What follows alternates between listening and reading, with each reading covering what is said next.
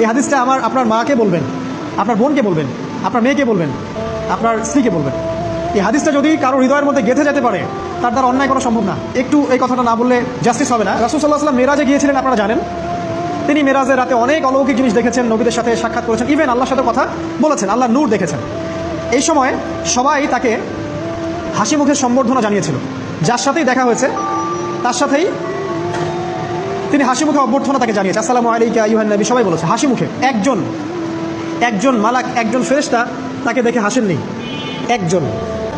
আপনারা কি জানেন রাসূল সাল্লাল্লাহু আলাইহি ওয়াসাল্লাম অবাক হয়েছিলেন। তিনি বলেছিলেন যে ইয়া জিবরিল, ওর চেহারাটা এত গম্ভীর কেন, সে আমাকে দেখে হাসছে না কেন, তার মুখে হাসি নেই কেন?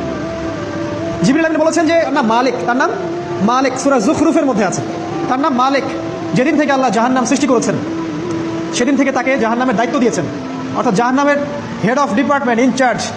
সেদিন থেকে তার মুখের হাসি উঠে গেছে। আমরা দোয়া করি আমরা যেন তার সাক্ষাৎ না পাই।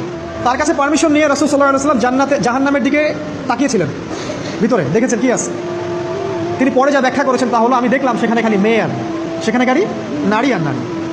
এই হাদিসটা আপনার মাকে বলবেন, আপনার বোনকে বলবেন, আপনার মেয়েকে বলবেন, আপনার স্ত্রীকে বলবেন। এই হাদিসটা যদি কারো হৃদয়ের মধ্যে গেঁথে যেতে পারে, তার দ্বারা অন্যায় করা সম্ভব না। কীভাবে একটা মেয়ে সব কিছু উন্মুক্ত করে ঘুরতে পারে যখন অলরেডি তার আত্মা জাহান্নামে জ্বলছে, অলরেডি, কারণ ভবিষ্যৎ আল্লাহ জানেন।